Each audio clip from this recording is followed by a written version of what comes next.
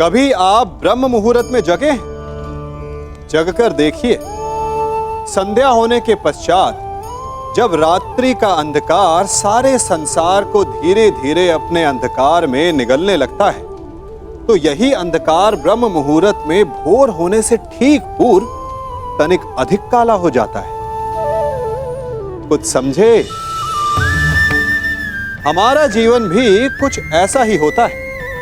जब हमारे जीवन की समस्याएं अपने अंत पर होती है, तो यही समस्याएं एक भीषण रूप लेकर हमारे समक्ष प्रस्तुत हो जाती है और ऐसे परिस्थिति में अधिकतर लोग हार मान जाते हैं, भय खा जाते हैं। परंतु यदि आप हार न माने, भय ना खाएं, दृढ़ रहें, निरंतर आगे बढ़ते रहें, तो प्रकाश के रूप में हमारा स्वागत करने के लिए सूर्य उदय सदा हमारे समक्ष प्रस्तुत रहेगा। आप क्या चाहते थे दाऊ? कि दुर्योधन इस युद्ध में विजयी हो जाए और पांचाली को अपनी जंघा पर बैठाए।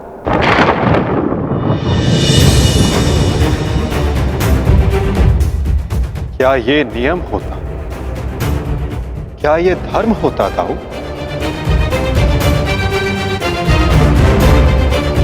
यदि ये दोनों युद्ध करना चाहते हैं तो करें। इस युद्ध का निर्णायक मैं बनूंगा। और स्मरण रहे, जिसने भी इस युद्ध में नियमों का उल्लंघन करके विजय पाई, उसे मैं स्वयं अपने हल से समाप्त कर दूंगा।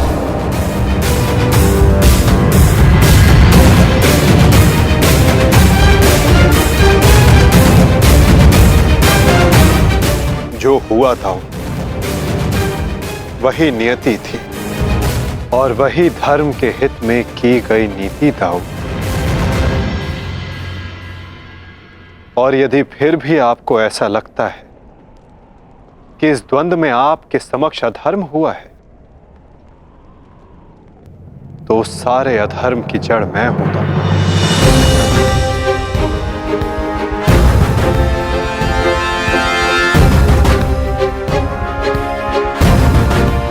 तो पहले मेरा संहार कीजिए दाऊ।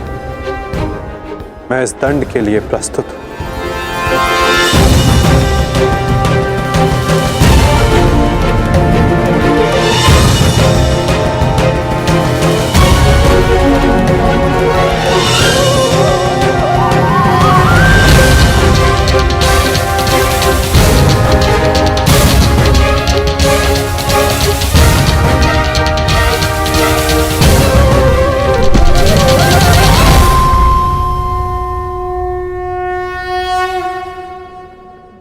तुमने मुझे निरुत्तर कर दिया कान्हा।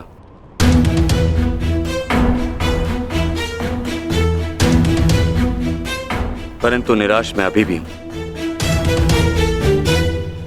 भले ही दुर्योधन हार गया, परंतु मेरी दृष्टि में आज भी वो मेरे पश्चात संसार का सर्वश्रेष्ठ गदाधारी रहेगा।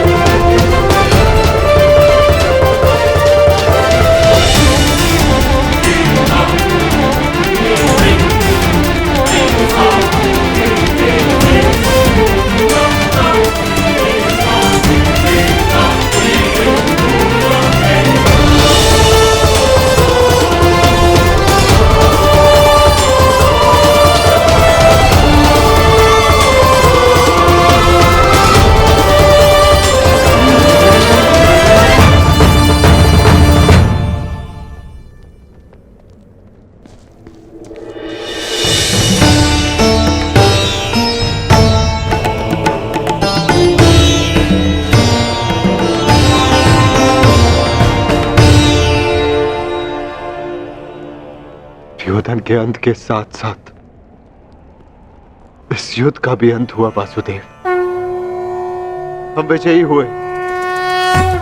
धर्म ने आज पुनः अधर्म पर विजयी पा ली। युद्ध समाप्त हो चुका है। चलिए सब शिविर की ओर चलते हैं।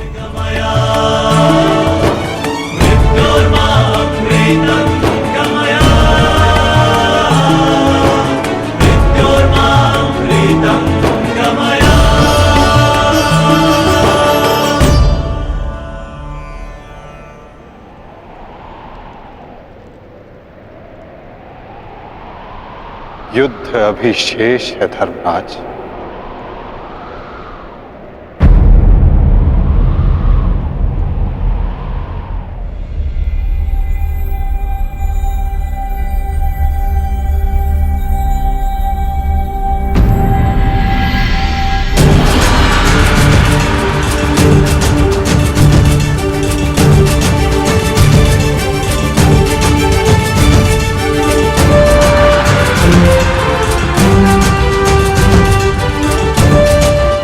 पांचाली तुम सबकी प्रतीक्षा कर रही है।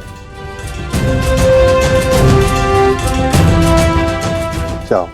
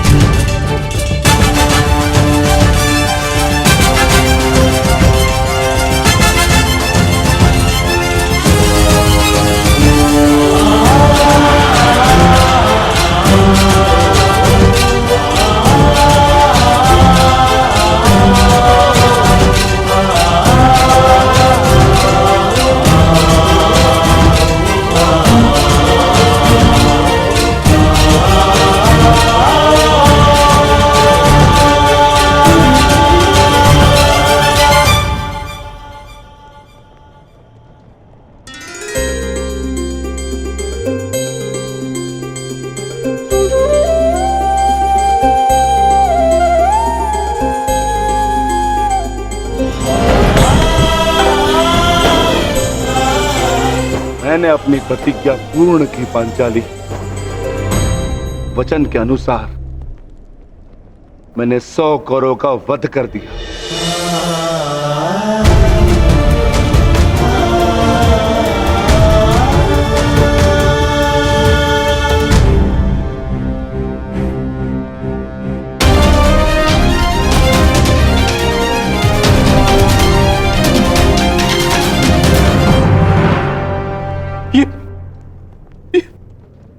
ये क्या हो गया मित्र? कृतवर्मा, देखो देखो मेरे मित्र की क्या दशा कर दी उन्होंने। ये सब उस वासुदेव का किया है। यादव हूं, परंतु गर्व है कि कौरवों के लिए लड़ा। और आज वासुदेव ने छल से दुर्योधन की जैसे छल से अंगराज कर्ण का वध करवाया वासुदेव ने। और आज मित्र उठो मित्र, हमें युद्ध जीतना है मित्र, हमें युद्ध जीतना। हमें पिताश्री और मित्र कर्ण की मृत्यु का प्रतिशोध लेना है मित्र। उठ जाओ मित्र, उठ जाओ मित्र, तुम मुझे छोड़ के नहीं जा सकते मित्र। उठो मित्र, मित्र उठो, उठो।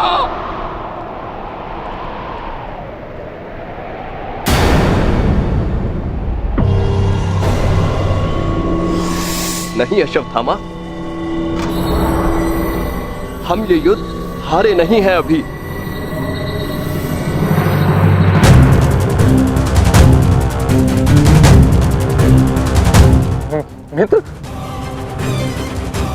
मित्र तुम जीवित हो मित्र? साथ ही युद्ध अभिशेष है मित्र। हमें युद्ध जीतना है मित्र, हमें युद्ध जीतना है। उठो उठो मित्र, उठो, हमें युद्ध समाप्त करना है मित्र। उठो, हम ये युद्ध जीतेंगे मित्र। उठो मित्र। नहीं अश्वत्थामा, मैं हिल भी नहीं सकता। मेरा पूरा शरीर निष्क्रिय हो गया है। नहीं मित्र ऐसा मत कहो मित्र, तुम सब कुछ कर सकते हो मित्र। और तुम्हारा ये मित्र अश्वत्थामा, ये भी सब कुछ कर सकता है मित्र, सब कुछ कर सकता है। मुझे सौगंध है अपने पिता की, आपकी और मित्र कर्ण की मित्रता। मैं पांडवों से प्रतिशोध अवश्य लूंगा मित्र, अवश्य लूंगा। मुझे आज्ञा दीजिए, मैं पांचों पांडवों के शीश आपके समक्ष प्रस्तुत करूंगा मित्र। मुझे एक अवसर दीजिए, मेरा अभिषेक कीजिए मित्र। अब मैं ही आपकी सेना और मैं ही आपका सेनापति मित्र, मैं ही आपका सेनापति।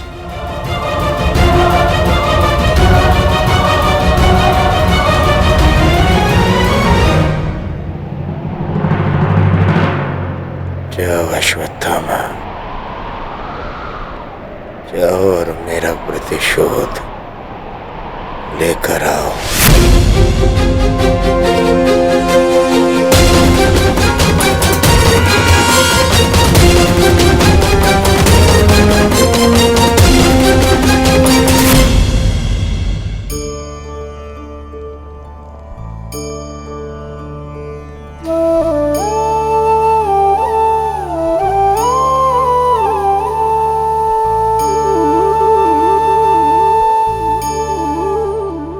अब समय आ गया है सखी, तुम्हारे पतियों ने अपनी प्रतिज्ञाएं पूर्ण की।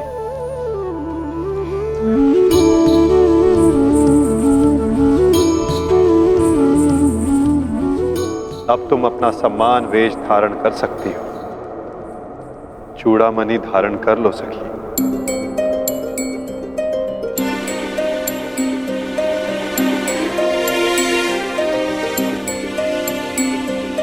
कुमारी चापि पाञ्चाली वेदी मध्यात् समुत्थिता सुभागा दर्शनीयाङ्गी स्वसीताय तलोचना।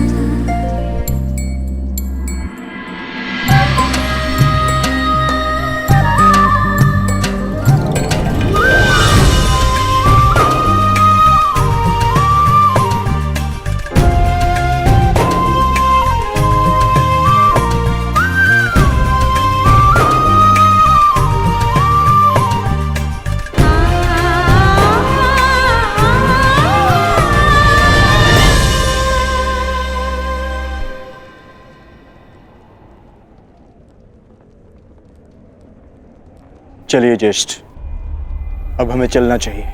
नहीं अर्जुन, ये राहुकाल का समय है, कल प्रातःकाल में प्रस्थान करेंगे। कृतवर्मा, हमें इसे संभव बनाना होगा, हमें ये युद्ध जीतना ही होगा।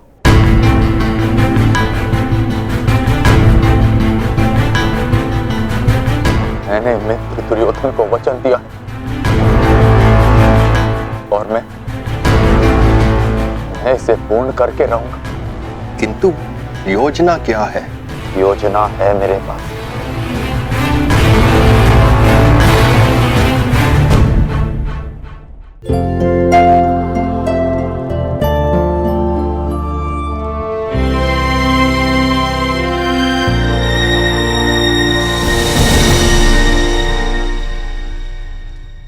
अंततः 18 दिन के पश्चात ये महासंहार समाप्त हुआ।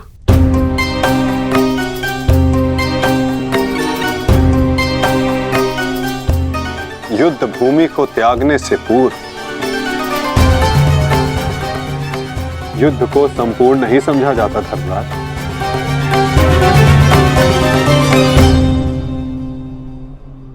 कल प्रातः काल तक प्रतीक्षा कर, क्या पता कि कोई और चुनौती हमारी प्रतीक्षा कर रही है।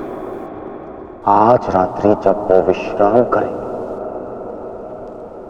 तो हम उनका संहार करेंगे। जिस प्रकार उल्लू रात्रि में अपने शत्रु का अंत करता है, उसी प्रकार हम भी पांडवों का शिकार करेंगे।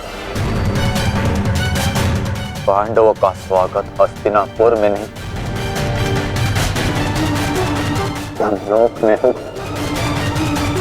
यमलोक में। यदि कल प्रातः काल तक कोई चुनौती नहीं आती तो ही इस युद्ध को समाप्त समझना धर्मराज। किंतु माधव, अब हमें चुनौती देने के लिए शेष बचा ही कौन है? अश्वत्थामा, क्या हम अनीति पूर्वक पांडवों का वध करेंगे? इस महाभारत में नीति अब शेष ही कहां है? क्या मेरे पिता का वध नीति से हुआ? क्या महामहिम भीष्म का संहार नीति पूर्वक था? क्या कर्ण का वध नीति का था? यहाँ तक कि मित्र दुर्योधन को भी नीति से परास्त किया गया। तो तुम किस नीति की आशा लगाए बैठे हो कृतवर्मा?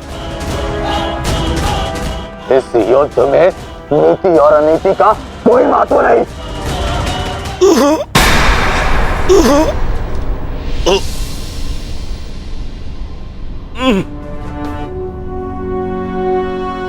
महत्व है तो केवल विजय का, महत्व है तो केवल प्रतिशोध का।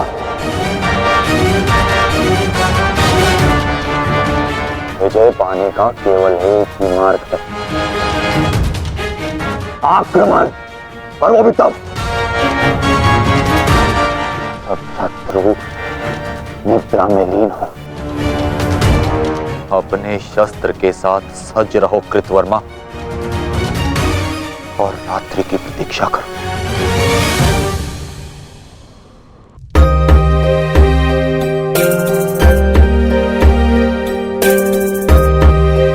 इस युद्ध में तुम सबके योगदान से हम गर्वित हैं पुत्र। इस युद्ध में तुम सबका प्रदर्शन प्रशंसनीय था। युद्ध अब समाप्त हो चुका है और भोजन के पश्चात तुम सबको विश्राम करना चाहिए। पुत्र ही क्यों, उनके पिता भी निश्चित होकर विश्राम करेंगे।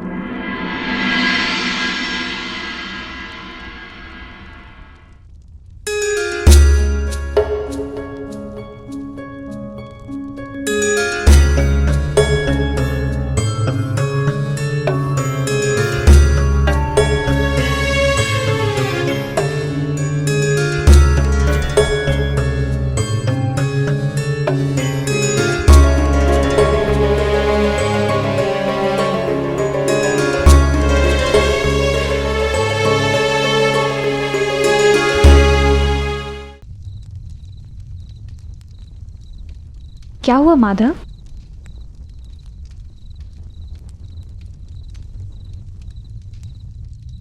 एक अग्नि की चिंगारी बुझते बुझते भी कुछ ना कुछ भस्म करने का सामर्थ्य रखती है सखी।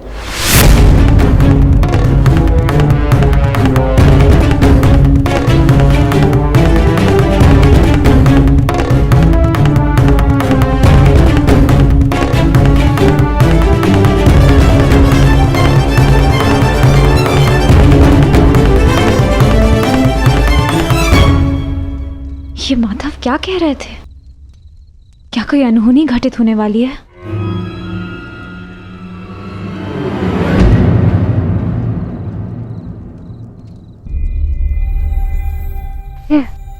क्या हुआ पांचाली? इतनी विचलित क्यों हो? आर्य, माधव की बातों से ऐसा प्रतीत हो रहा था जैसे ये युद्ध अभी समाप्त नहीं हुआ है। कुछ शेष है जो हमें हानि पहुंचाने के लिए सज्ज है।